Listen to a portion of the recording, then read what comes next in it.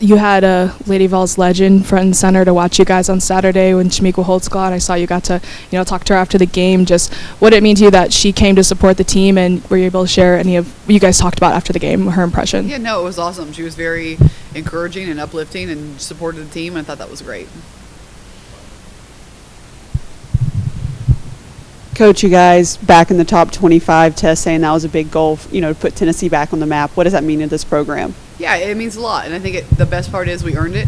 We didn't start that way, so we really had to make sure that we played the schedule and won the quality wins that we got and didn't get in there just by name alone, and we earned to be in there, which was good.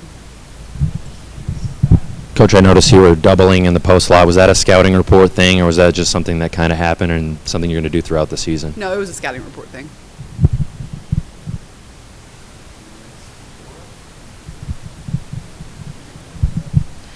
I know we've talked about shot selection a lot, but I wanted to ask you specifically about just like the three-pointers. When your team's taking quick ones, what does a good three-pointer in that situation look for you? Like for you, is it dependent on the player who's taking it, the game situation? Like, what are you kind of telling your players about those three-pointers that you want them taking? Yeah, I think it comes with feel. I think once one goes in, we all are a little more loose, and so when it's going our way, it's going our way, and then realizing when it's not to find other shots. And the frustrating part for me is we can get other shots. We'll just settle for threes. And so, again, we're still watching it on the film. We're still talking about percentage. And, again, when it clicks or if it clicks, it's going to be special. Until then, we just got to make sure we know the difference of what your percentage is, why you are open, how open you are, what the shot clock is looking like. Have you made one yet? Are you 0 for 2? All of those things. I don't know if you experienced this at other stops, but you're going to finals end tomorrow, so you're going to have like 5 weeks of just basketball. As a coach, what is that like? How do you manage a long stretch where it's just basketball and it's only basketball? I love it when it's just basketball and it's only basketball, and you can go whenever you want, however many times you want, and that's what they're focused on. That you seem to get their best on teams that are dedicated and teams that really want to win championships. When they don't have to go to class and they can just play basketball, you seem to see some improvement out of your teams. I felt like Saturday I noticed a lot of players talking, especially defensively, and being vocal, like several players across the board. How do you feel like the communication has stepped up maybe in the last few games, and do you feel like you have seen an improvement in that area? I do think our half-court defense is getting better, which is good. I think we had some good leadership from the bench too, of the players that were not on the floor were coaching the players that were on the floor. We still had some breakdowns, but you're always going to have that, especially when you have so many possessions that we do, but I do think it's going the right direction. I know you've talked about rebounding and how that is kind of correlated to effort. When you look at the team offensively, when they are taking these quick threes, maybe not always getting those long rebounds, if they're able to get those long rebounds, does that make those 3 attempts a little better? And how do you balance that? Yeah, I think any shot we take, if we take a quick shot in transition or an early 3, you got to be able to go get the offensive rebound. So we watched that film yesterday about, hey, you took this layup, but you didn't have any, or this mid-range pull-up jump shot, but you didn't have any rebounders down there with you. So was it a good shot or a bad shot? And so all of those things. I was not happy with the rebounding in the last game. We worked on it yesterday, and we're going to work out on it throughout the rest of the week. Ruby's effort in the second quarter, particularly, just like her urgency when you guys didn't have Talasia, especially, felt like it just fueled that team. How does that aspect of her play benefit the team, especially when, a lot of this comes down to effort and hustling? Yeah, I think my favorite part of Ruby's game is kind of just who she is as a person. It has nothing to do with skill set, but she's a great teammate. She works really hard. She'll make the hustle plays.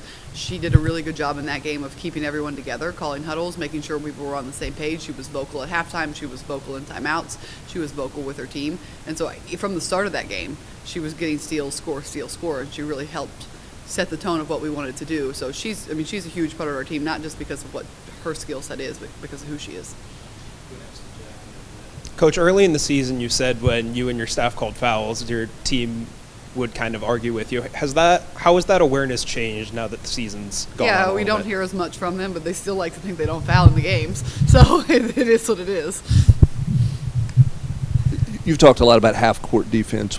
With your system, what is the biggest challenge for players to learn the half-court part? There's so much talk about your press and your offensive style, learning that. What's the challenge for players to get a firm grasp on your half-court defense? Yeah, there's nothing really special about our half-court defense. We do have a few little tweaks here and there that we do differently than most teams, but it's still more effort-based. It's just more of, can we pay attention long enough, right? We're so fast-paced. We like to go like this. We like to go like this. Can we sit down and guard? And I think we can. We just pick and choose, right? We did it the first 4 minutes, and we were phenomenal the last 4 minutes. Everything else in between was okay. We just got to make sure that we're doing it for 4 quarters. It seems sometimes in these games, especially in the second half, that the team is just waiting for Talaysia Cooper to get in the pocket of her defender and then have a fast break bucket.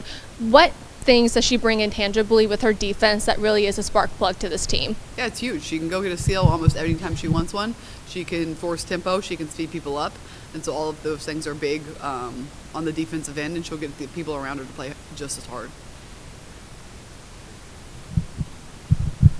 Wanted to ask you something about something Coach Jan Jensen had been saying to her team about how you guys were just a little faster, a little taller, could jump higher. They were better basketball players.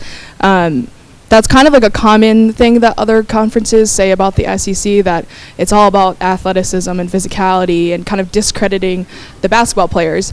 I just wanted to get your thoughts on that, and if you maybe that was a little unfair to your team or the system you run as well, to just kind of reduce it to, oh, well, they're just faster and can jump higher. Yeah, well, I love athletes, and it would be very hard to play this way if you didn't have them. But everyone's going to do what they need to do as a coach to motivate their team. I like to motivate my team by yelling at them and being negative, but everyone's different, and so I think that's all that was. I wanted to circle back to something in the preseason, that whiteboard. I know you used it during practices. How do you kind of implement it 7 games into the season now? With film, how is it used now? Yeah, we're still picking what we need to pick on. So sometimes it'll look like if your middle drives, still rebounds are up there, turnovers are still up there.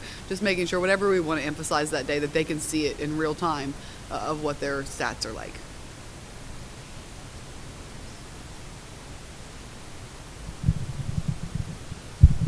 I know Jewel Spear was dealing with a lower leg injury early in their season. Is she fully how healthy is she? Is she at 100%? No, she's not at 100%, so we're just going to see what she looks like this week. Thank you, guys.